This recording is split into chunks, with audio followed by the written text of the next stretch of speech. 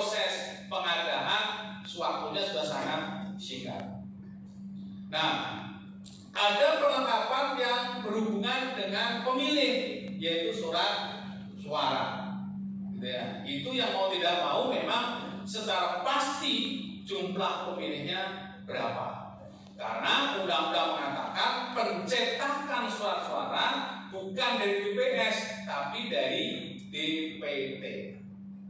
Tapi kalau perlengkapan lainnya tidak disebutkan, hanya pencetakan surat suara, gitu ya, berdasarkan dari jumlah DPT ditambah 2%. Ya, dibanding kalau sesuai dengan DPS-nya itu bisa digunakan dasar terkait dengan perlengkapan TPS. Jadi nanti kita bisa teman-teman, terutama di Partai Politik dan Bawaslu, mana perlengkapan yang terkait dengan ya pemilih, mana yang hanya terkait dengan jumlah TPS.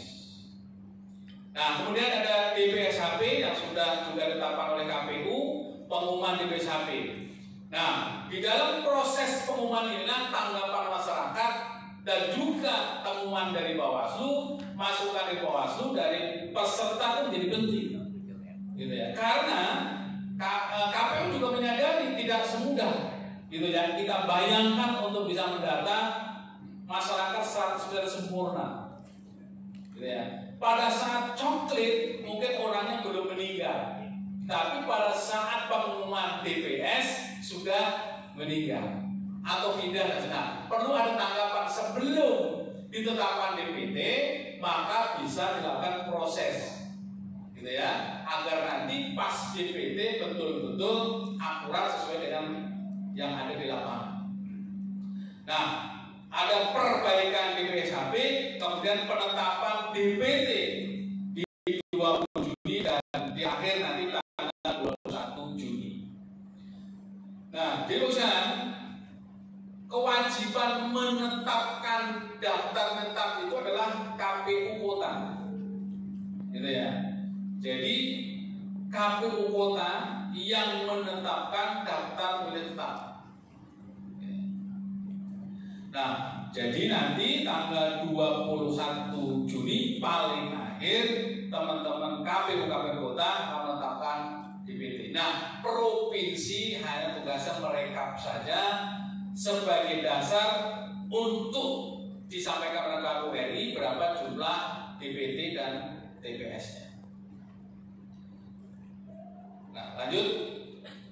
Ini prosesnya cukup panjang juga, mulai dari proses penyerahan dan seterusnya. Tidak akan saya sampaikan secara rinci, tapi intinya Bu sekalian, kritikal ya di dalam proses penyusunan terpilih. Yang pertama adalah sumber data. Kalau sumbernya lebih akurat, maka nanti proses penyusunannya juga akan jauh lebih akurat. Jadi sumbernya dulu.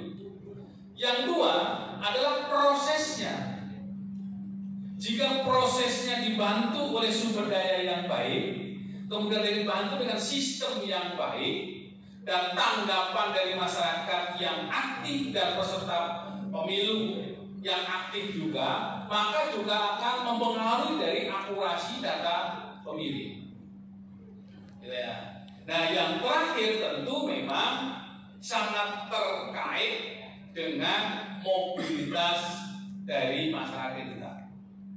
Ketika DPT telah ditetapkan, gitu ya, proses mobilitas penduduk pasti ada. Meninggal pasti ada, nggak mungkin nunggu sampai pemilu baru meninggalnya, gitu ya. Bisa juga pindah itu bisa masuk ke Jakarta atau mungkin keluar Jakarta. Itu juga akan mengurangi jumlah daftar pemilih tetap. Tetapi karena daftar pemilih tetap sudah ditetapkan, maka tidak boleh berubah jika ada perubahan itu, kecuali ada rekomendasi dari Bawaslu. Dulu kalau 2019 ada DPT perbaikan, gitu ya. Perbaikan 1, perbaikan 2, perbaikan 3. Gitu. Karena kalau ada rekomendasi dari Bawaslu,